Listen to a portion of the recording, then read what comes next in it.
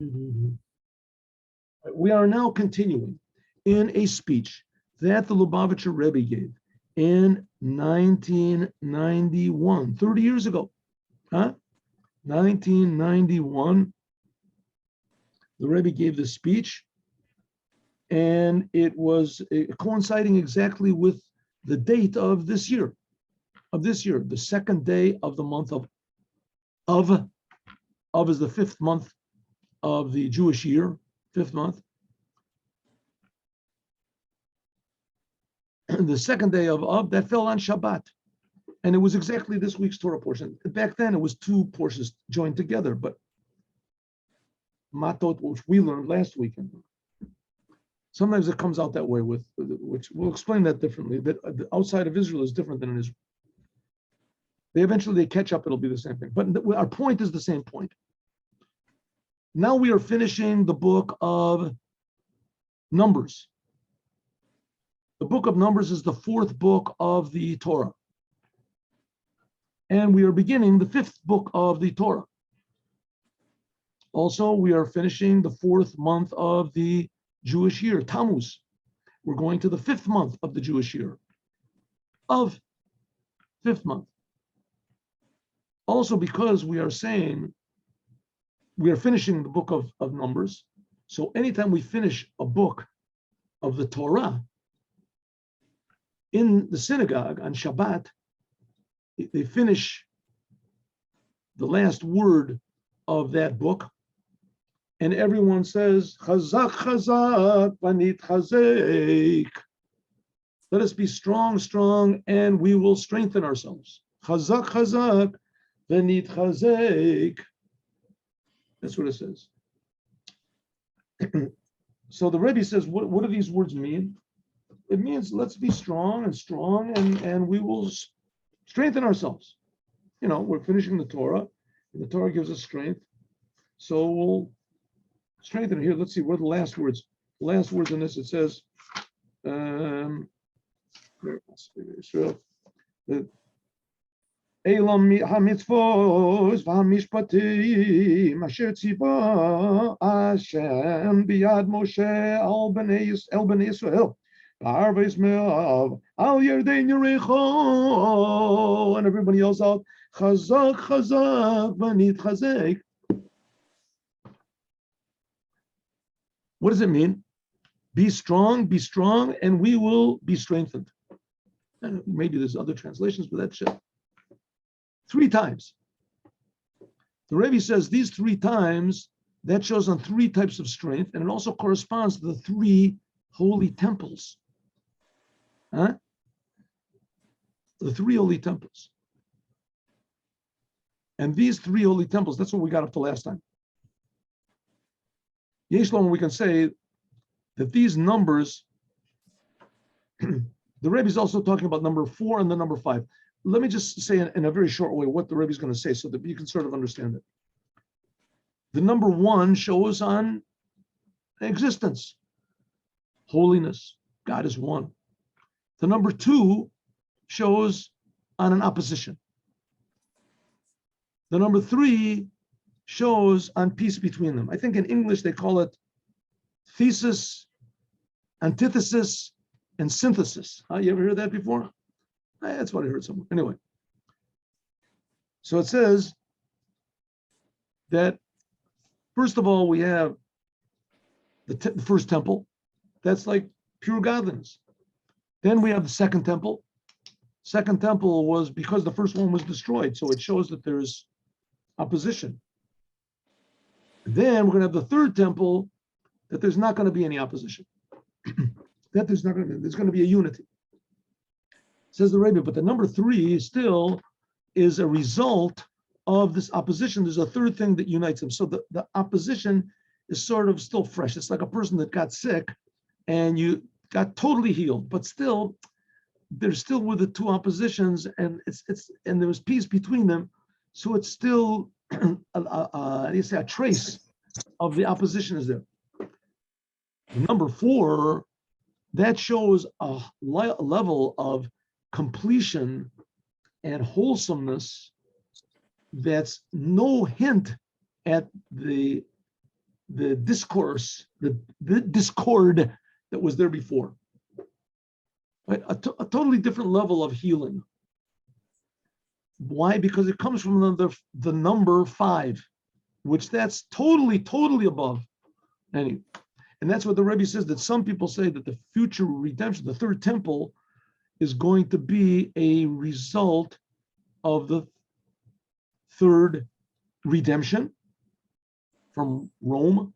Some people say, no, it's the fourth redemption, that they stick in there also Greece somewhere. And some people say, no, that's the fifth redemption. They put in there Persia or whatever, fifth redemption. Okay, so what's the Rebbe talking about all these numbers? This is not just playing with numbers. It's not just semantics. It's not just... The Rebbe is trying to tell us that there's levels of peace and reality and revelation of potential that are waiting for us and that we're not partaking of right now, that we should be at least aware of their existence, and even more that we should be expecting to receive, and even more we should be doing something to change the world and bring this, and even more we should be doing something with excitement to bring this new level of peace and health. And so he says that's what we say, chazak chazak v'nit chazek. Yesh lomar, we can say, so let me just make sure. Yeah.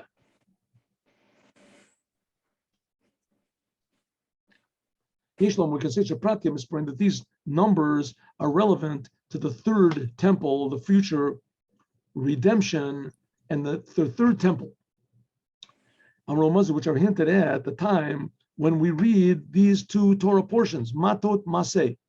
In fact, this year we only read just Maseh, the last one. And we announce Chazak, Chazak, V'nit Chazek. On what? That we've just finished the fourth book.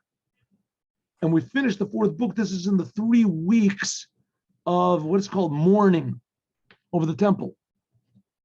So this number 3, we're going to transform this 3 weeks of mourning. This hints at the highness of the third temple and of the third redemption. And in the 4th month, in the years we write at the end of this month, that's like now, this is talking about the 4th redemption. The 4th redemption. Some people say that this is also, you count in going out of Greece, 4th redemption. And we're going now into the month of Av, which is the 5th month. Like in this year, when we read Maseh in the 5th month, it's going to be the 2nd day of Av. That's the 2nd day of Av. That's going to be Shabbat. We're going to read this, which that's talking about the 5th redemption. Okay, whether it's the 3rd, the 4th, and the 5th, it's the last one. It's the same one. And it's just if you stick in 2 more exiles in there from Persia or from wherever it's from, Greece, whatever, there's 2 other ways of looking at it. But the point is that the number 4 and the number 5 show on a higher type of unity and peace. That's what it means, chazak, chazak, v'nit chazek, 3 times. This is the strength, we're strengthening ourselves of all the things of Torah and commandments, and especially regarding to our service of God the whole time of this exile. After the destruction and the that we've already, how do you say, remembered the destruction and the exile of these 3 weeks, Bein HaMetzorim, of these 3 weeks. Because by means of this, we come to Chazak, Chazak, V'nit Chazek, that we say at the end of this week's Torah portion, right? And interestingly enough, this Shabbat is actually Tisha B'Av. It's a fast day. But we don't fast because Shabbos pushes it off. So on this Shabbat, we're saying Chazak, Chazak, V'nit Chazek. This is the power of the true redemption, the power which will be given an eternal redemption and a third temple which will be eternal. Okay, so you might think, come on, this is a little bit sort of, wacky, what's going on over here? But the fact is, it's not at all. what's really wacky, what's really crazy is the fact that there is death in the world and there is suffering in the world. The world was not supposed to be that way. And especially when you compound the fact that God is pure good and God is pure life and God is pure creation and being and health and God is everywhere. There's no place which is outside of God. So it should be just an obvious thing that just, that we're not uptight all the time. We're not worried and there's not death and there's not, that should be just obvious. That should be an obvious thing. I mean, listen, after all, death is a thing which we see in others, which we expect is going to come to ourselves, but we don't see it in ourselves. We're alive. We're alive. There's absolutely no reason why life just can't continue. What's wrong? Why not? I mean, life is just such an amazing miracle, and we get it for free, and we don't know where it's coming from. So it's not our life. It's a gift to us, life. Life itself is an eternal thing, and we're all alive. We've got it right now. There's absolutely no reason why life should stop. There's no reason why. It's an eternal gift. It comes from the eternal God. It's infinitely good. The reason why is because we messed the whole thing up. We made all these confusions and all these delusions, and to make to make reality into something that it's not. I mean, it's gotten now, like I hate to keep repeating this, but it's just something that's just, startling to me. It's just reached in America, just, startling, amazing proportions that people take good things and they wreck it up, right? Just look how ridiculous it is. There's some people now that they say they don't want to be men. They want to be women, so they make an operation. Then there's other people that say they don't want to be women. They want to be men, so they make an operation. So what is good, to be a man or to be a woman? This guy is willing to make an operation in order to be a man, because being a woman is bad. This person is willing to make an operation to be a woman, because being a man is bad. So they're just, and it ends up that by these operations, the person just destroys himself, right? He destroys himself. He had the power to have children. You can have children. You can see a new generation. There's no greater pleasure and how do you say, value than seeing your children, a father to a son to a mother. What happened to all? Right? Cutting off all this just because a person just decides to mess himself up. And then they've got these doctors' organizations that say that it's good. Some lady said, I have 15 doctors' organization and 25 organizations of psychiatrists that say that transgender is a good thing. You should make up. Everybody's crazy. The whole world is crazy. And the whole thing comes because of one person is messing the whole thing up. And who is that one person? That one person is me. If I would really do what I'm supposed to do and stop thinking about other people, what they do, then everything would get fixed up. How would it get fixed up? I don't know. But that's what the Rebbe says. Everybody has to take care of themselves and fix up as much as they can. So the more good you do, the more better it is. But you can't point your finger at somebody else and say they're not good. Only reason that there's bad in the world is because I'm not doing my job. So I'm hoping that by learning these things that maybe I'll catch on, I'll get the point, or at least somebody will, maybe you guys. So that's what it means, chazak, chazak, v'nitchazek. Be strong, and we'll even be stronger so that we can just reveal the truth. And we can defy all of this falseness and this insanity that's bringing everybody, the whole world, to grovel in the how do you say, in the outhouse. Ches. Inyan nosaf, an additional thing in this world, the kashur, where Erev Shabbos is connected to Shabbos, is Mishatar Erev Shabbos, a person that works before Shabbat, prepares the Shabbat, Yochal b'Shabbat, will eat, will have what to eat on Shabbat. Erev Shabbat, this year also, just as it was back then 30 years ago. Erev Shabbat, this Friday, when Erev Shabbat, we're supposed to make the preparations for Shabbat, this falls on the first day of Av. Shemaforish B'Kra, it says clearly in the Torah, we just learned it yesterday, right? Anybody who was in the Chumash class? Parshas Mazavah, Yal Aaron, according to they reached to this place called Hor Hahar. And Aaron went up into this Hor Hahar, this mountain called Hor Hahar. There's a mountain on top of a mountain, whatever. But Yom HaShem, and he died over there. What does it say? B'chodesh hachamishi, in the 5th month, that's the month of Av. Be'echad hachodesh, on the 1st day of the month. That's the day of the passing away of Aaron Cohen. The only date of passing away that is in the Torah. So if so, this week, Erev Shabbos, is going to be the 1st day of Av, the anniversary of the passing away of Aaron Cohen, 3,290 something years ago. Ubhakdama, she'enyan zeh, that this, the day that Aaron passed away, and it's explicitly said in the written Torah, Hu Chidush, this is a new thing. Shalom atzinu dugmatu b'kol Torah kalu. It's not found in anywhere in the Torah by Moses, not by Aaron, not by Abraham, Isaac, and Jacob. None of those does it say clearly in the written Torah when they died. We know it's handed down that Moses died on the 7th day of Adar, etc. It's logical to say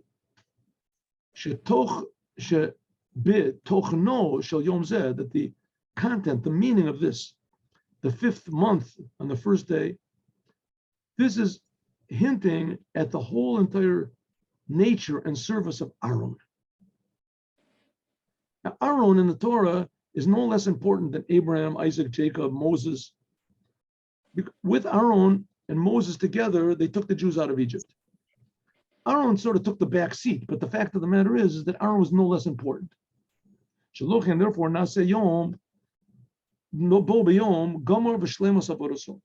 on this day was completed the service of Aaron on the 1st day of the 5th month. Shekol Masav, that all of the deeds of Aaron and his Torah and his service that he served all of his life, they all are revealed and they shine from above to below on this day, even to us. So we can take advantage of the blessings that are on this day. What are they? Kidlakaman, like we're going to find out. What's the big thing about Aaron? The main thing about Aaron, we learn from the day that he passed away, namely, this is the day, the sum total of all of his service of God. It's written, it says that when everybody saw that Aaron died, remember this was in Parshat Chukat,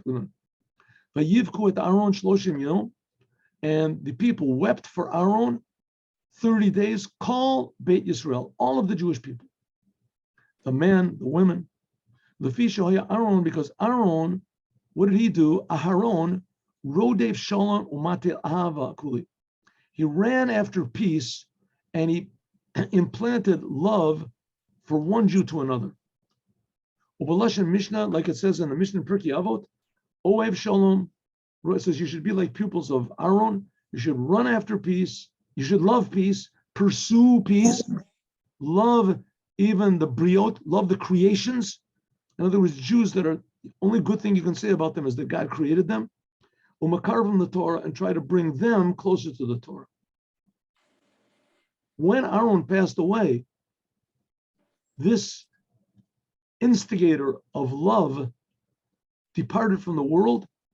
When he passed away, Vayishma Kanani, that the Kanani heard, that says that was Amalek. Shema Shemet Aaron, when Aaron, they found that Aaron died, and the clouds of glory went away. The clouds of glory embraced all the Jews like Aaron did, and protected them. Elder is a simile in our Torah portion. Aaron, when it says Vayishma Kanani, this comes to teach us Shemisas Aaron, the fact that Aaron died. He is Shemua. This, what do they mean? They heard that the clouds of glory went away. The clouds of glory, says, protected the Jews. It says the scorpions couldn't come in, the enemies couldn't come in. If they shot arrows, they wouldn't enter. As soon as Aaron went away, these clouds went away, these protective clouds. Ubira Kesher V'Sheichos, the Beis Inyanim. These two things about the death of Aaron, the finishing of his service, that he went away. What's the connection between this, that Aaron ran after peace and there were these clouds, and when the clouds went away, when he died and the enemy attacked, the whole thing of these clouds of glory, now this really happened. Huh? remember we learned yesterday in the Ramban, why are we talking about these 42 journeys? To tell us that the Jews were, you could go and find out where these places were. You see that they were in the middle of the desert, and the Jews were totally abandoned there in the middle of the desert, and God alone provided everything for them. And one of the things he provided were these clouds that protected them. And this was in the merit of Aaron. And also they had bread came from heaven. That was in the merit of Moses. And water came from this big rock. That was in the merit of Miriam. Shaman, that the bread from heaven, the manna, was given by Medida Bagbala. That was given in a measure. Omer Lagagolas. Everybody got one certain measure. No matter how much you gathered, you'd come home, you'd have the same amount. Everybody had the same amount. And it lasted, right, for that day. On Friday, they got the double portion. What about water? Water, even though that it wasn't so measured, but it came in a way that it was divided, each one on his own. It says that the water that came out of this rock, everybody didn't go to the every morning and fill up their pitchers from this water. It says that the water from the rock, that it flowed out, and that there were rivers, and that the rivers accompanied the Jews wherever they went to each and every one of the 12 tribes. So that the water was divided, which is not the case. The clouds of glory, these clouds of protective clouds, they were makif, they surrounded the Jews totally equally. Every Jew was exactly the same. That's the whole thing of Aaron. He loved peace. He ran after peace. He loved even the creations, and he brought them closer to the Torah. Aaron felt, the Hadgashat, he stressed the point of unity of all of the Jews, which is above any division, right? There's something special about every Jew, even the biggest sinners of the Jews, the greatest scholars of the Jews, the biggest, holiest people, the biggest, the destructive people. They're Jews. There's something special about each Jew. Each Jew is the son of God, right? A father, you have a family, you have children. God forbid, you should never have children that are not. Nevertheless, the father's always hoping, waiting that he's going to come back, waiting for the day it's going to be the knock on the door and say, Dad, I made a mistake. I'm coming back. I'm not going to be a thief anymore. I'm not going to be this. The father has a love for his children. That was Aaron had. Aaron expressed God's love for every single Jew. Listen, God has love for every creation, but it's not the same thing as the Jews. The whole world is created from God's love. The whole world is enlivened from God's love. There's no bigger sign of love than that. For the Jewish people, God gave them a special responsibility, and that is greater than just giving them life. Okay, Aaron saw this love. That's why he said of God. Therefore, it said even the briot, the people, the only good thing you can say about them is that God created them. He would bring them close to Torah, because that brought the Jews back to their biggest gift that God gave them, responsibility. That's what means the Jews are all not just sons of God, they're all servants of God. If we can add on, this is hinted at the name Aaron. Aaron is Aleph in the beginning, Nun, a long Nun in the end, and in the middle there's Har, a mountain. It says that a mountain, that's the thing of love. Why? Because it says that Abraham, he made the world aware of God's love. That was Abraham. And it said that Abraham, his main thing in his life was that he took Yitzchak to the mountain, the Har. And what was this mountain, by the way, that he took Yitzchak? That's the mountain where the Holy Temple would be built. That mountain. So Aaron, that's a sign of God's love. So mountain shows on love. Also, it says when God held the mountain over the Jews to receive the Torah, says it was love. This is the thing of love. Aleph, that's love. There's an Aleph in the beginning and the Nun in the end. The Aleph, this shows on the source of this love. Aleph, which is before the love. The letter Aleph also can be arranged Pele. Aleph, Pe, Pele means miraculous, above all understanding. Shalochim, therefore, Ava, love, this is a great love of Aaron. That's the difference between Abraham and Aaron. Even though both of them were love, nevertheless, the love that was brought into the world by Abraham is limited according to the world. Abraham didn't receive the Torah yet. And the love which was by Aaron, this is a love which is unlimited. Yesh Lomar, we can also say that this idea of this tremendous, great, unbounded love which Aaron showed for the Jewish people. Listen, also another thing was Abraham there was no Jewish people. There was no Jewish people. The only sort of outside of Abraham, the only people that there were was basically Isaac and Ishmael. That was but with Aaron, there were 600,000 men, all the 3 million people, all of them were different. A lot of them were not such nice people. And nevertheless, Aaron had love for all of them. Right? It was a test that wasn't given to Abraham. This hints at also the letters of Aaron, great love. This is also the order of the letters. Aleph, Hey. This is the first letters of Ahava, love, and also Ahava, Rabbah, big love, Rabbah. And the Nun, the long Nun, shows that the love, this Aleph, Ahava, Rabbah, this big love, greater even than the love of Abraham, comes like a Nun, is drawn down very, very low, Lamata Mata. All the Jewish people which are found the lowest level of Jews, that they are like the letters of the Torah which are below the level, the Nun that goes below the level. They're below the bottom. Can you do it like it says that the letters of the Torah, there's 3 ways. Either there's letters which are above, like here we have a Lamed, here a Lamed goes above. There's letters which are in the middle, and then there are letters which are below. This hints at 3 different types of Jews, right? This is like 3 types of, some Jews are very high, like tzaddikim. Then you have the majority of the Jews, they're in the middle. And then we got the Jews which are like the long Nun, and they're below normal. Can you do it that Israel includes 600,000, that's Yesh Shishim Riboy Osios La Torah. This is all the different types of the letters of the Torah. The point is that the level of Aaron is a level which is above any and beyond any division, like the clouds of glory, encompasses everyone, protects everyone, hugs everyone, embraces all the Jewish people at one. That's Aaron. Unbounded love. Just by the way, one thing is love means that you see something valuable in a person. You can pretend you love. I mean, there's movies and Shakespeare and actors, that get 2 people from the street and Romeo pretends, he loves Juliet, but these people are strangers. They don't really love each other. They're good actors. So it's possible to be a good actor. It's a good actor. Genuine love means that you see something really valuable in the other person.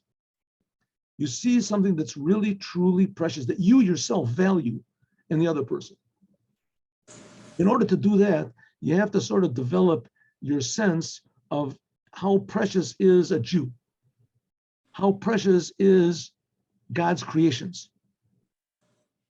You have to allow yourself to live in God's world, not in your world, that you don't make the measures. Suddenly things become a little bit more, I think I told you about this. I saw a video they showed me of these kids. It's a very common thing, I guess. And they bought for their father, who was colorblind, glasses that he could see colors. And I think it's no big deal. I mean, he could see things before. He was totally blind. He could see. So he could get along, it's the problem. They put the glasses on him and he just started to weep and cry. He saw colors for the first time. He just couldn't believe he was living in what he had missed and what he had now, and this amazing gift that he had is this, right? It's the same type of a thing.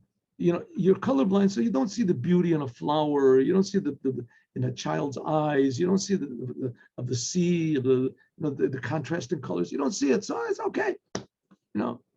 Okay, but it means that because you don't see it, so your emotions also are not aroused. As soon as you see the colors, then there's a whole different thing. You have to appreciate colors. Some people don't, would maybe rather black and white.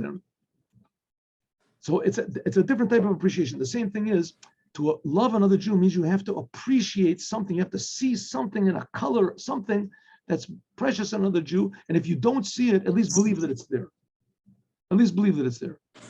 And that's called appreciating others, loving others. Shalochi, and therefore, the kocho lechaber or lached, it's the ability to join and to unite all of the differences of the Jewish people together. And that power is given to each and every one of us this coming Friday, the day that Aaron passed away, as we'll talk about more, God willing, tomorrow. Now let's do the Yom Yom for today. Yom.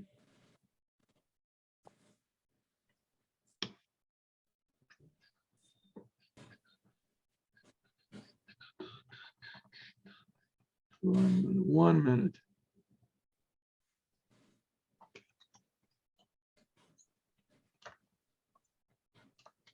There we go.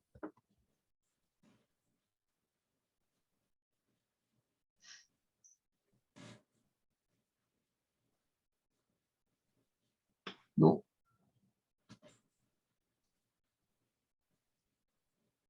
In Torah study, when you learn Torah, you devote yourself to understand things. When you pray, you devote yourself to what is above understanding, God. There's also Kabbalistic interpretations and understanding, which does wonderful things. But the main thing when you're praying is you're praying to God. You're not praying to numbers or to letters or to the gematrias or to the... In learning Torah, a Jew feels like a pupil with his master. The Torah is teaching you. When you pray, it's like a child with his father. Child talking to his father. Have a good day with Moshiach now. Thank you very much for coming. Hope to see you at 3 o'clock in the afternoon today.